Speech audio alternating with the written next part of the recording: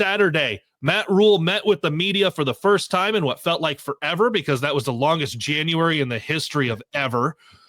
But a lot of news out of Saturday. Obviously, he talked about special teams. We learned just a couple days later that they've nailed that down with the hiring of Mike Eckler. If you missed any of that at the beginning, go back and that'll be on the podcast. We're getting that to all of the podcast destinations, as well as HuskerMax YouTube and HuskerMax.com. But a lot of talk about John Cook and his recent retirement. There was obviously talk about roster limits and revenue sharing and where everyone with the team is. What stood out to you when listening to Matt Rhule talk for it was over a half hour on Saturday at the campus there for UNL? Honestly, and maybe this shouldn't have surprised me because we haven't seen a lot of guidelines on this, but ultimately the coaching staffs in college football still trying to navigate their upcoming spring ball, having zero idea on how to get that roster down to 105 and ultimately what they want to do with it. I think if Matt Rhule, and he's I think always as candid as any coach is going to be with their fan base and with their press corps, you could tell as he's trying to think through it that they still don't have a lot of concrete guidance on what that's going to happen. And that's nothing against Troy Dannon. I think Troy Dannon is continuing to advocate for his coach and his coaches when it comes to this and the revenue share, that they know it's happening. They know that they're going to be paying players other than just NIL, but exactly what does that look like? Exactly at what point and how they're going to get down to the 105, at what point will they, is still not necessarily set in stone. And look, Matt Rhule even said this himself. Don't woe is me, us coaches, we have the greatest job. And they do. They make a lot of money. They're compensated very well. But I've always said when it went to the having to re-recruit your own team on top of recruiting, and then, now the transfer portal window when you have to do that as well. And this is such a faster expectation level when it comes to brand names like Nebraska, of trying to be as good as this team can be and try to be an 8 or 9 or 10 win team and be in the mix of an expanded playoff, that there's really no excuses, because you do have the ability to radically transform and shape your roster much quicker than you did before because of the transfer portal. But it does seem like, with not a lot of concrete guidance on all this, that it is still sort of flying in the dark on this. I did think, though, when he talked about the 105, the way that he's going to handle it, where they're going to essentially go 57, very similar to the 53-man roster in the NFL, and then what they would do for the last essentially 10, so 95 to 105, would almost have a similar feel to, well, I guess they would fit the profile very similar to what you'd have with a walk-on. Yeah. That you don't know if this guy is going to help you, if he's going to maybe eventually make the two deep, or if he's just a good culture guy. But and this is why I say it shouldn't have surprised me, because Matt Rhule comes from a walk-on background. He's not doing this because that's the Nebraska thing. You've got to like walk-ons because that's just what Nebraska likes. I think he truly does feel, because this is a guy that's prided himself on developmental type players, where they can identify under-recruited, undervalued type player in high school. They can bring him in, and by maybe 2 years at the training table in the weight room and being in the system, that by their junior year, they can significantly contribute in one of the three phases. So I think that was very interesting to see how he broke down, 1 through 57 will be their main contributors. And then after that, you kind of have your duplicates. And then your last 10 are essentially going to be sort of those walk-on role type players, of where we know that maybe they're not going to come into the program right away as proven starters, but we hope to eventually develop them to be guys that can contribute. Yeah, I like that there's a role still for kind of that kind of player, where it's they're gonna have to be dynamite in the classroom. You're not taking one of those guys and being like, well, we have to struggle to keep you along and you're not playing. Yep. You got to be dynamite in the classroom. You got to be one of the hardest workers on the team.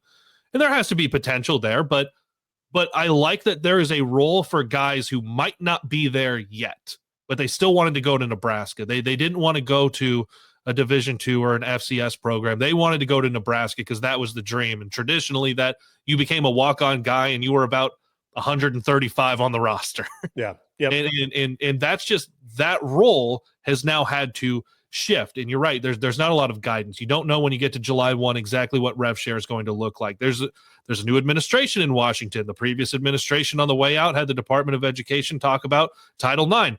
What does Title IX look like? Now with the new administration, that's about as much politics as we'll dive into, but that does weigh into the way these decisions get made on what the NCAA programs can do.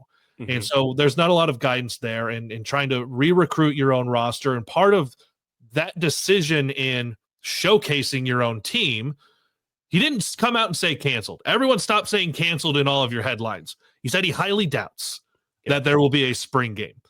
He didn't cancel spring entirely. There is still likely to be an event, definitely not televised, but there's still likely to be an event. I will say this about the spring game, and this is pre Matt Rhule even. I'm fine with it.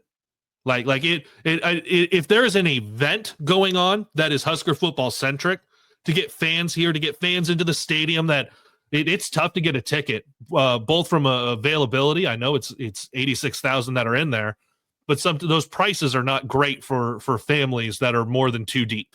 It's tough getting to a game. That's sports in general right now.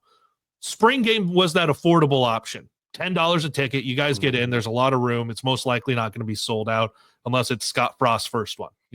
That's just what the spring game is. But also, most guys aren't going to play. You might get a quarter of decent football, depending on who the staff is that running it. They're not even tackling. I'm fairly certain, to whatever extent that Matt Rhule highly doubts there will be a spring game, go to the opposite end, and I'm fairly certain that there will be an event for fans to attend. We saw in the fall that there was the 1890 practice to raise money, NIL money. But I'm fine with the spring game, the way it has been constructed the last several years, going away, because I think there's a more valuable way for those guys to use a practice than what we saw in Memorial Stadium.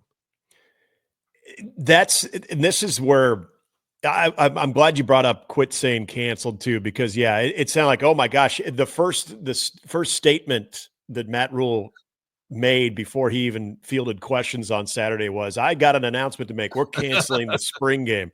Remember the year that they had to cancel it because of the tornadoes, and we had like the severe weather and everything. It's like all of a sudden he's forecasting really bad weather that day, so we're not even going to risk it.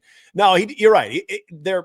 And Troy Dennedy even said on his radio hour earlier in the week that there will be an event. We just don't know exactly what it's going to look like. I think the optimism for this program is extremely high. I think 15 helps out a big deal of that as well, with his popularity and the type of guys that they're bringing into this program on top of the guys that are coming back from last year, that there's going to be a lot of optimism and excitement around this program. Whatever football related activities you want to throw out there and fans are able to attend it, I think is going to go over well. Now, are you going to get the 70,000? No, probably not. Now, this is where you do have to be careful with this. Now, this is a problem in college football. This isn't just a Nebraska problem, but what Nebraska does so well, and maybe a handful of other universities, say a Penn State, Ohio State, Alabama, Michigan, getting good attendance for their spring games, they're all going to be doing the exact same thing of where they're going to be scaling back whatever type of competition that they would typically treat their fans to. They're going to have to scale that down as well. You got to make sure you're relevant with your fan base, meaning you can't slide back into those 5-win seasons or those 6-win seasons where things seem like they're stuck in the mud, because that on those events, hey, fans come out. This can help our collective. This can help NIL. This can help our overall revenue. Come on out and watch drills, watch skilled competition. That is going to be a tougher sell. That is going to all of a sudden, well, I like to go to see the scrimmage aspect of it, but they're not even doing that. The team isn't very good. So this is where, yes, I understand what they have to do and what they can't do, with the amount of guys they have. And as Matt Rhule said, which this was kind of surprising too, and maybe, again, shouldn't have been, because he's been a big advocate of the whole tampering thing going on in college football, that he hit that point more than he really did about the 105 limit. I think that people just need to understand this is where college football is. but it also puts the pressure on those programs that usually do get a good following that you got to stay definitely relevant with your program. And that's not just going out there and giving them the song and dance, like your record and your previous season and what you did to try to improve off that previous season.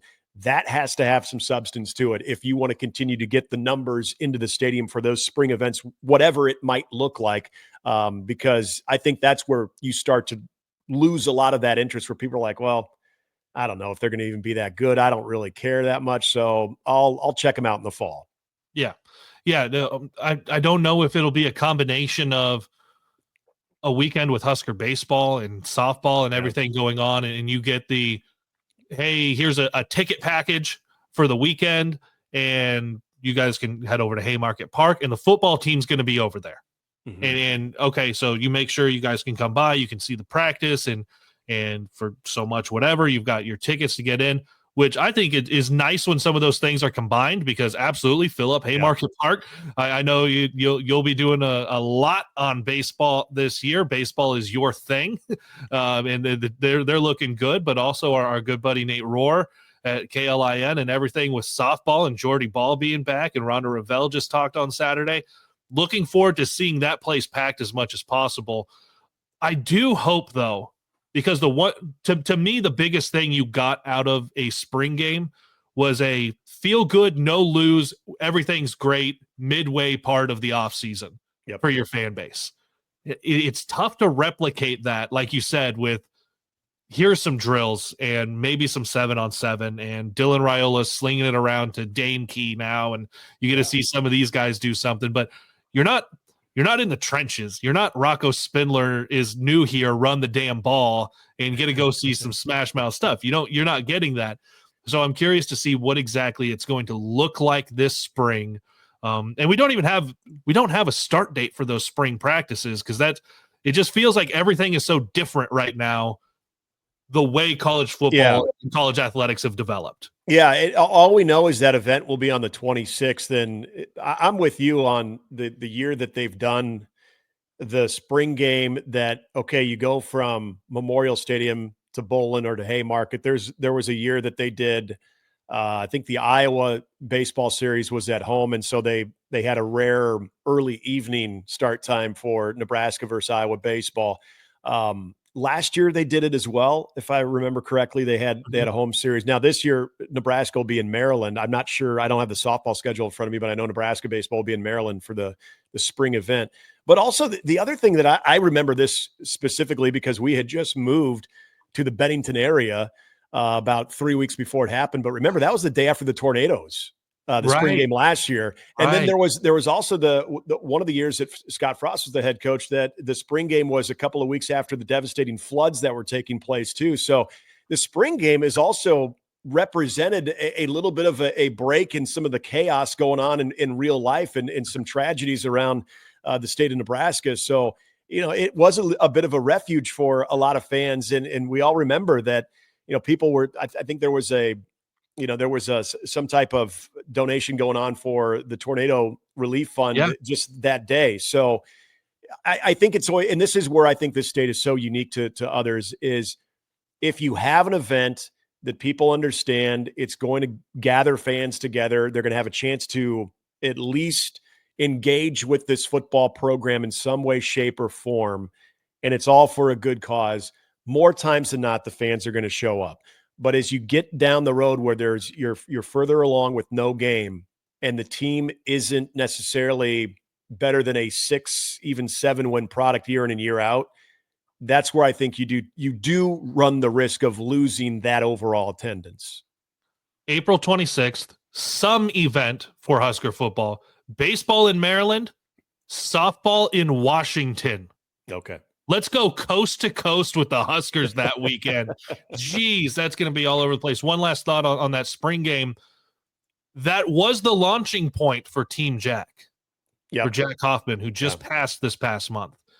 That, like, you think about the things that you do get out of the spring game. Ultimately, that was the launching point. Him with that long run, taking the handoff from Taylor Martinez, being mobbed by the team. Everything that was for more than a decade.